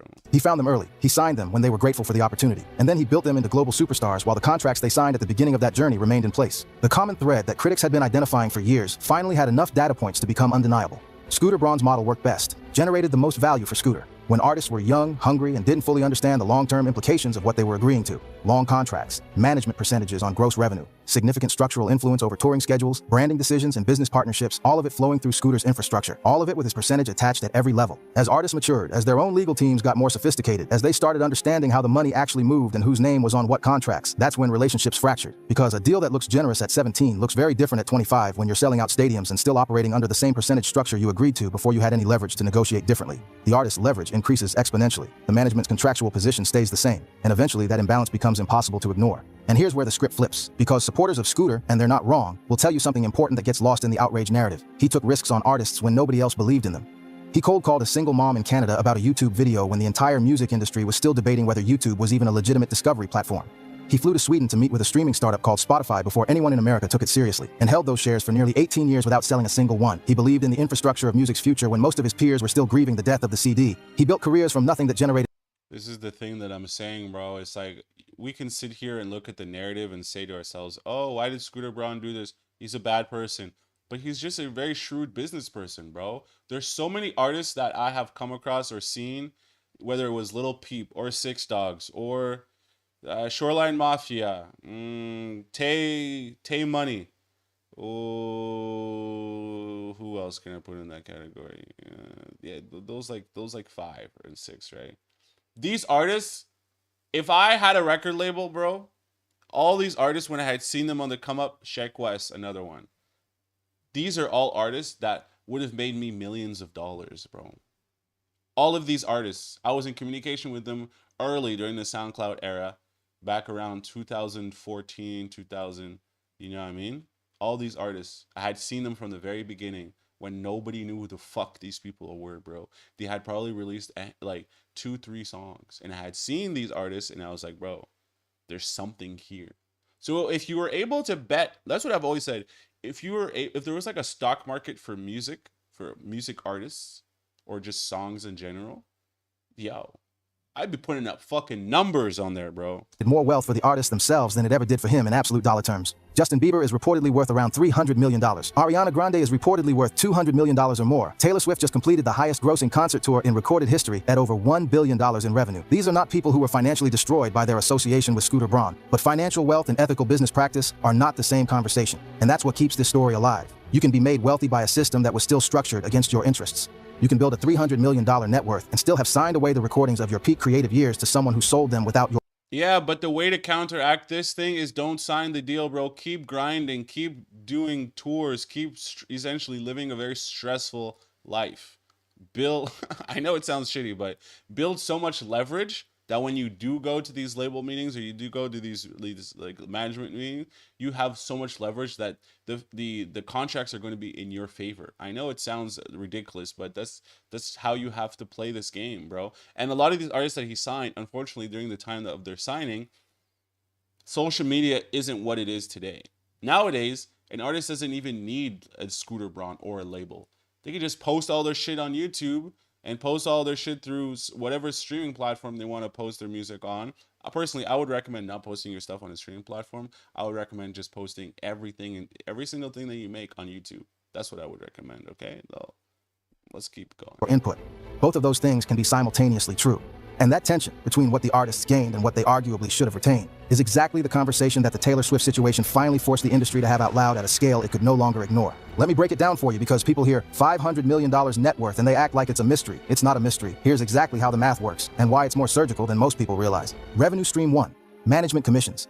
Industry standard is 15 to 20% of gross revenue, not net, gross. That distinction matters enormously. Net revenue is what's left after expenses, after tour production costs, after venue fees, after travel and crew and marketing and everything else. Gross is the total money that comes in the door before any of that comes out, and Scooter's percentage came off the gross. Justin Bieber alone, over a management relationship that spanned more than a decade, generated conservative estimates of $500 million or more in gross touring revenue, merchandise, endorsements, and streaming royalties. The Believe Tour in 2012 and 2013 grossed over $195 million. The Purpose World Tour in 2016 was on pace to be one of the highest grossing tours of all time before it was canceled. It had already generated over $250 million in ticket sales when Bieber pulled the plug. At 15% of gross, that's $75 million from touring alone from one artist across 2 major tours. Add brand deals with Calvin Klein, Tim Hortons, T-Mobile. Add merchandise revenue from his global fan base. Add streaming royalties as platforms grew. The Bieber commission income over a decade of peak management likely exceeded $100 million by itself. Now add Ariana Grande. The Sweetener World Tour grossed $146 million. The Dangerous Woman Tour before it grossed $70 million.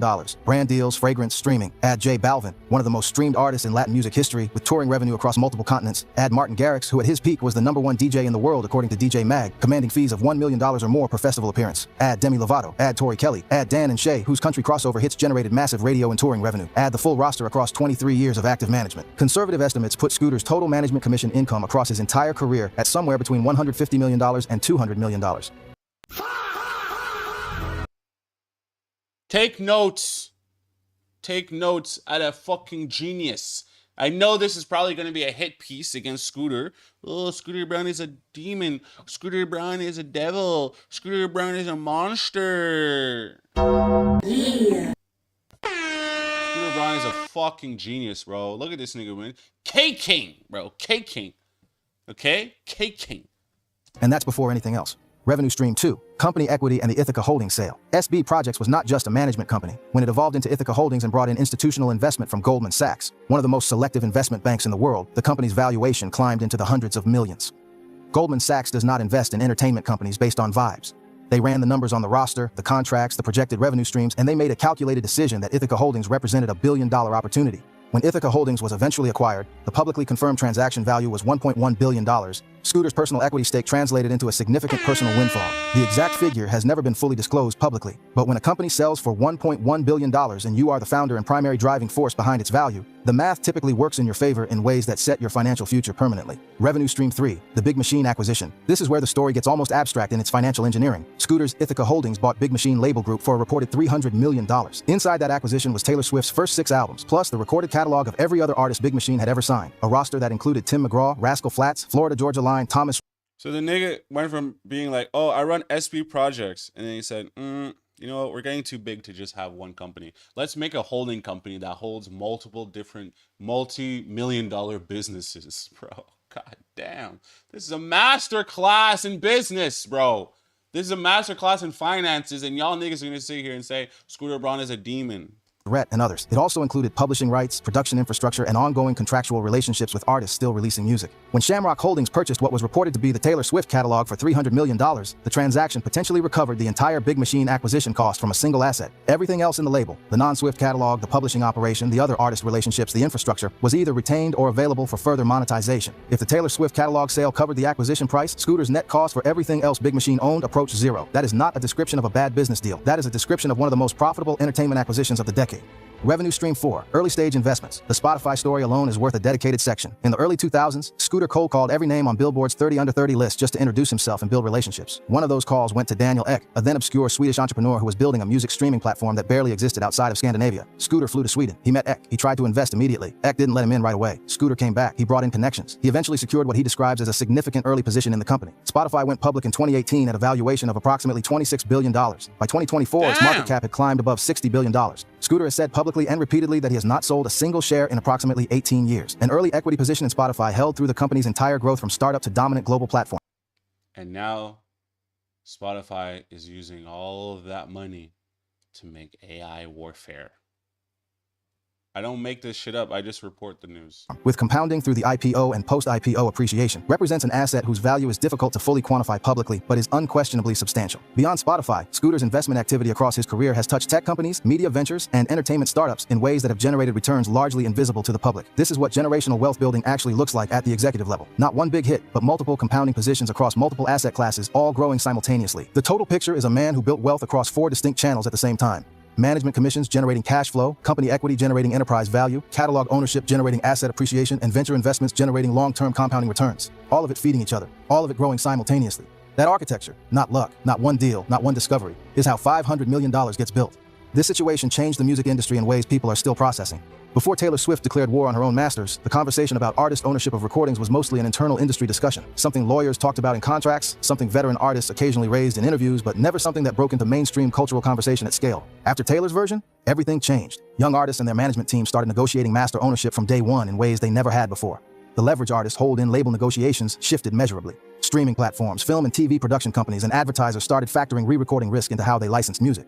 The very concept of masters, something most music fans had never thought about, became water cooler conversation. Taylor Swift turned a legal and business dispute into a cultural education campaign, and it worked. Scooter Braun officially retired from artist management in 2023, 23 years after he threw his first college party in Atlanta. He posted a 10-slide statement on Instagram that talked about identity, growth, and the person he had become outside of the industry. He said he had been too afraid to find out who he was without management for too long. He said it was time for the artists he had worked with to spread their wings. He said it was time for him to figure out what a normal adult life looked like, because in 23 years, he had never had one. The internet read it as damage control. People who know him called it genuine. The truth is probably somewhere in the middle, because with Scooter Braun, it always is. His net worth sits somewhere between $400 million and $500 million by current estimates. The Shamrock deal alone secured his financial future permanently. His investments continue to generate. His company continues to operate under different leadership. He is, by any financial measure, one of the most successful entertainment executives in the history of the music industry. And here's the uncomfortable conclusion that nobody wants to land on. The artists he worked with are also doing fine. Justin Bieber is worth $300 million and found genuine peace in his faith in his marriage. Ariana Grande just had one of the biggest moments of her career with Wicked. Taylor Swift just completed the highest-grossing concert tour in history. These are not broken people. These are generational talents who built generational careers. But here's what real recognized real means in this context. The system they all operated inside, the system Scooter mastered and exploited better than almost anyone in his generation, was designed from the ground up to extract maximum value from creative talent, while concentrating ownership and control in the hands of the infrastructure around that talent. Scooter didn't build that system. He just understood it earlier, more deeply. Right. And to conclude, all of these artists that, quote unquote, you guys say were screwed over, realistically, they learned the entire blueprint from Scooter Braun. Scooter Braun first fucked them all, and then they all woke up and said, oh, well, we don't have to get screwed over like this. So let's try to learn from what Scooter Braun did and try to implement the exact same tactics that Scooter Braun did. So by coming in the game, Scooter changed the whole narrative.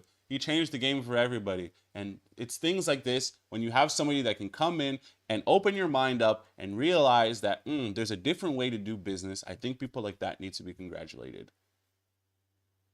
And with that, I will catch you guys in the next video.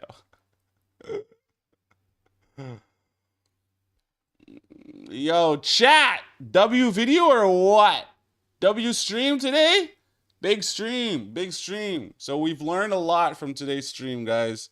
Let me just do a quick little... All right, so we learned a lot from today's videos. We learned that speed... Let me get the microphone up here. Speed is number one. What you want is you want speed. You want to be able to create things as quickly as possible. Don't think twice about shit. Just fucking do it. Just do it. Do the work. Do what needs to be done.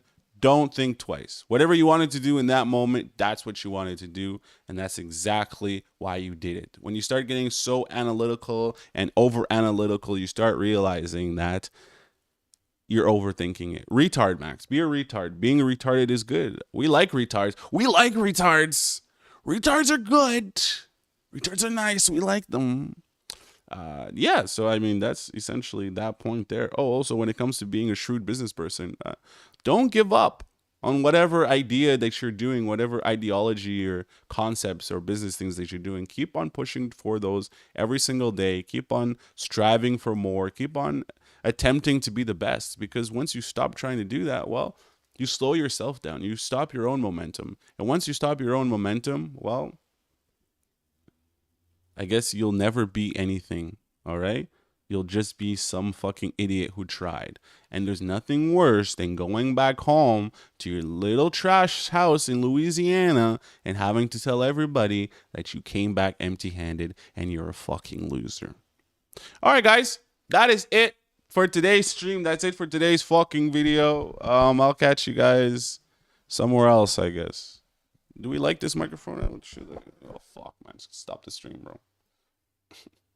All right, guys, that's it for me today. I'll catch you guys on Monday. We'll be back on Monday with some new videos. Still trying to find a fucking job so I can invest money in the streams, invest money in the content.